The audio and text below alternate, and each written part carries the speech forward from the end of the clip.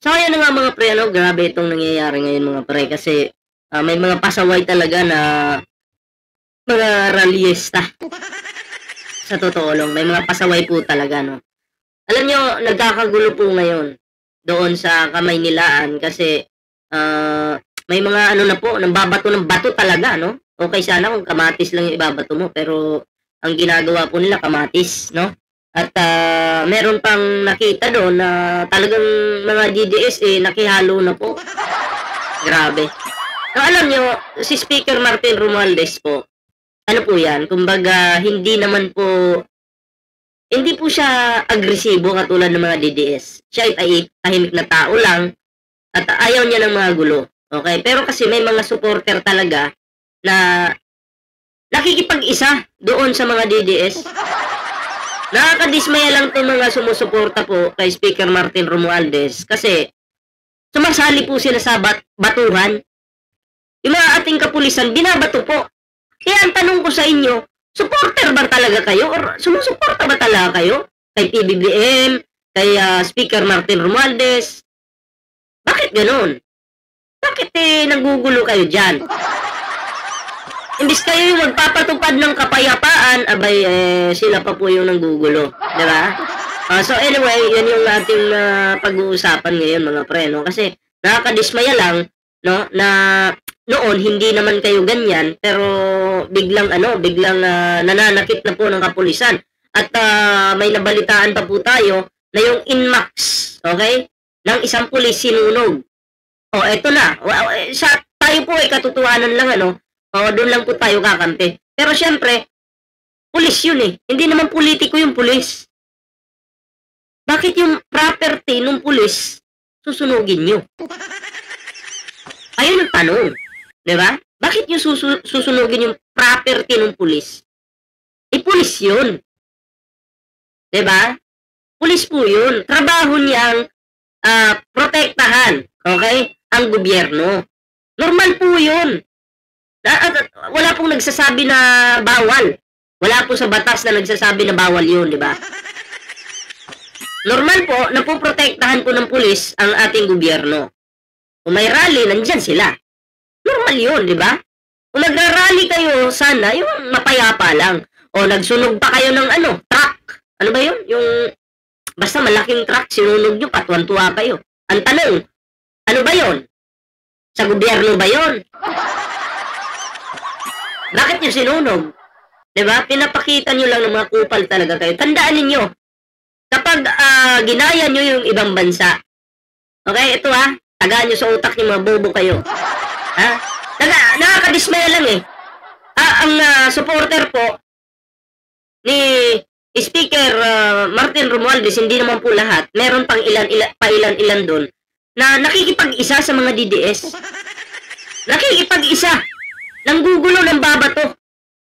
Diba? Nang babato po sila. Tandaan nyo kung gagayahin nyo yung ibang bansa.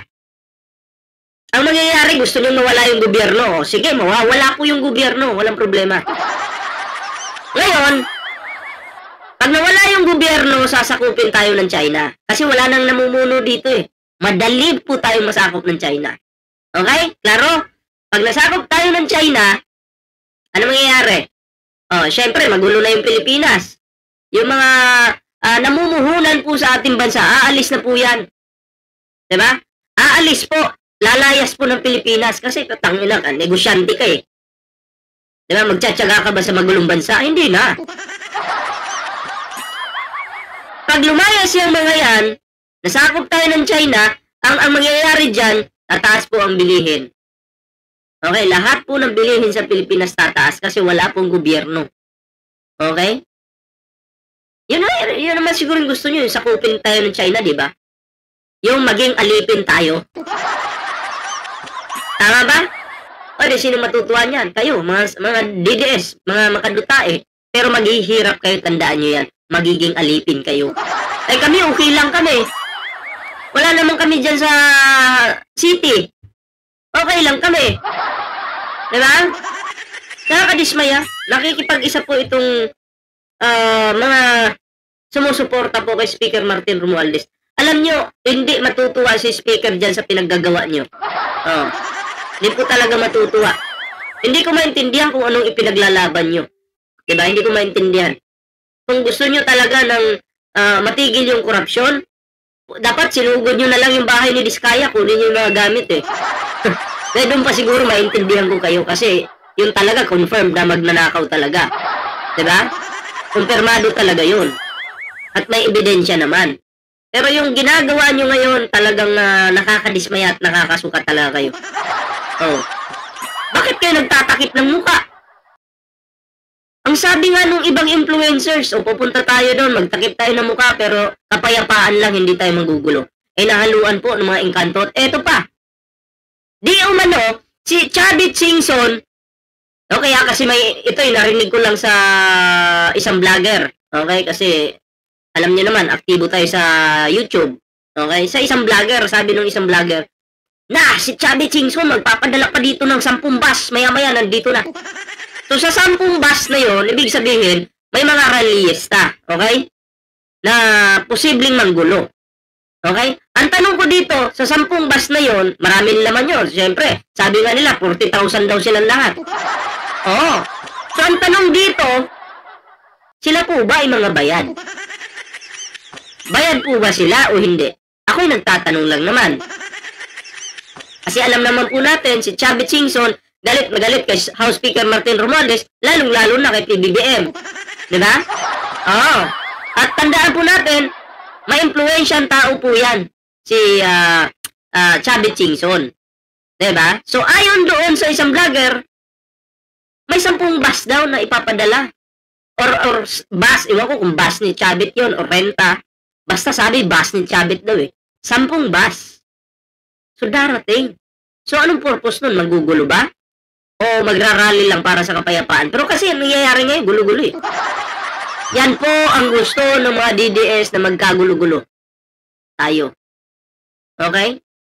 So, sana naman po, mali ako. Na hindi ginawa ni Chavit yun, ano? Pero kasi, ayon lang po ito doon sa vlogger na yun. Okay? Na may balita ng ganun, di ba? Hindi ko naman kinukonfirm na kay Chavit nga. Pero, ito'y naririnig ko sa mga vlogger. Diba? Anyway, pag-usapan na naman natin yung ano ngayon. Di umano tandaan po natin, hindi po lahat ay ghost project. Minsan talaga may problema lang. Anong problema? Nagsisimula po sa, yung nakaraang administrasyon. Totoo naman yun eh. Eto usap-usapan ngayon ang flood control project dito sa Cebu. May mga nagsasabing ghost project daw ito. Excuse me po.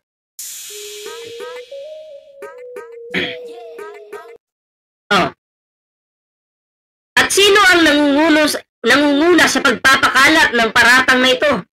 Walang iba, kundi si Sandoval at ang mayor. Di umano ang nagpapakalat ay si Sandoval at ang mayor ng Cebu. Pero ang tanong, totoo ba talagang ghost project o may ibang dahilan kung bakit hindi natuloy ang implementasyon? So, ito yung tanong, di ba? Ayon sa kampo ni Sandoval at ng mayor, ghost project daw ang flood control sa Cebu. Ibig sabihin, pinapakita nila na may budget pero walang aktual na proyekto. So, yun yung, kumbaga, pinapakita po sa publiko, madali itong patulan dahil mainit na usapin ang flood control projects sa buong bansa. Pero, hindi porket delayed ang isang proyekto ay automatic ghost projects na. Diba? Tandaan natin. Ngayon natin malalaman. Kanino na naman kasalanan kaya ito? Kanino na naman kasalanan? Base sa mga dokumento at records na kumakalat ngayon sa social media, malinaw na ang dahilan kung bakit na-delay ang proyekto ay dahil walang naibigay na built-in plans mula sa nakaraang Duterte administration. Hindi ito kasalanan ni Lenlen Oreta o ng kontraktor. Diba? Huwag po nating isisi lahat. Ang pangit naman na panay na lang paninisi po yung ginagawa natin, di ba? Oo, tayo naman tao din. Tao din yung isa. Huwag naman pareho sisi. Di ba? Huwag naman po pareho sisi. Pero ito po hindi po ito DPWH. Kundi ano lang po ito, local projects lang po. Lokal lang sa lokal. Okay? Hindi po, hindi ito DPWH. Okay? Yun po yung ano dyan, yun po yung mahirap. Yung imbes na magtulungan, ang gagawin mo, sinisiraan mo, pangit yun.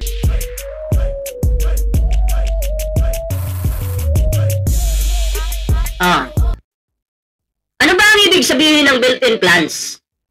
Ito yung detalyadong mapa ng mga electrical posts, linya ng tubig, at iba pang utilities na posibleng tamaan ng construction. Kung wala ang mga planong ito, hindi pwedeng basta-basta maghukay o magpatayo dahil baka masira ang linya ng kuryente o supply ng tubig. Kung ngayon naintindihan nyo na, bakit minsan po nadidelay. O, diba? Intindihin po natin, wag agad tayo banat ng banat, ha? O wag agad maniniwala. May dahilan po kung bakit ganun. Ha?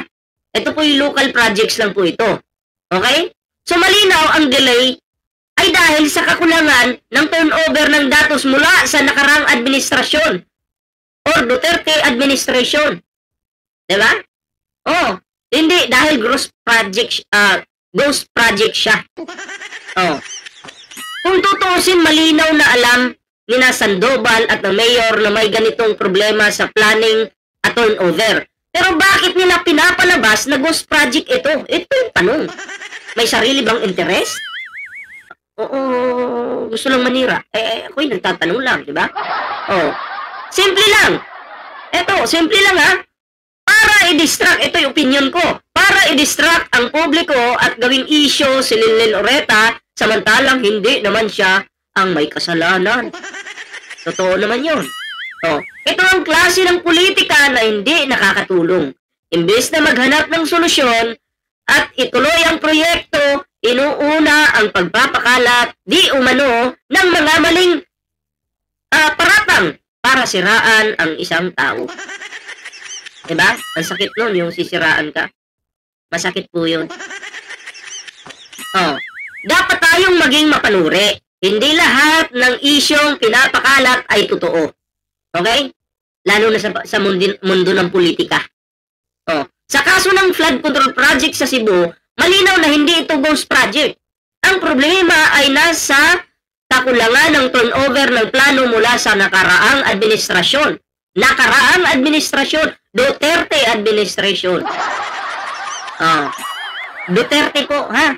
Duterte, ikaw ba naman, may mga posted dyan? Wawasakin mo ba agad yan? Di patay yung kuryente dyan. Ilang buwan magsasuffer yung ano dyan? Kailangan kasi may approval yan paano pag hindi inaprubahan ng nakarang administrasyon? Yari na. Kaya ang tanong ko sa inyo, sino ba talaga ang nagpapakalat ng fake issue? At sino ba ang gustong gawing panakitbuta si Lenlen Oreta? Malinaw. Sino kaya? Si Ricky Sandoval kaya? Mayor kaya ng Cebu? Ano sa tingin nyo? Ano sa tingin nyo? Diba? Yun po yung sa akin, huwag po tayo magpapalinlang. Maging mapanuri po tayo. Tingnan po natin kung ano pa rin po yung tama. Sila po nasa kapangyarihan, tayo nasa baba lang. Pareho, pero kaya nga lang, pareho po tayo ng utak. Pareho tayong tao. Magkapantay tayo dahil pareho tayong tao. So hindi porket nasa taas sila, magpapauto na tayo at maniniwala na. Nasa mundo na po tayo ngayon ng social media. Pwede po tayo mag-research kung, teka, totoo ba itong pinaparatang kay Lenlen Oreta? O ganun ba? Hindi po yung banat tayo ng banat agad. Okay? So, yun lang po yung aking reaction sa video na ito. Maraming salamat po sa inyong suporta sa ating YouTube channel. Ayan, syempre, bago po tayo magtapos sa ating video ngayon, kung bago ka pa lang dito sa ating YouTube channel, huwag kalimutang mag-like, share, and subscribe para naman po maging updated kayo sa lahat ng mga uploads natin. And syempre mga pre, ayan may TikTok, Facebook po tayo. And sa mga bagong subscribers, maraming salamat po sa lahat. Ingat at kita-kits po sa susunod na video.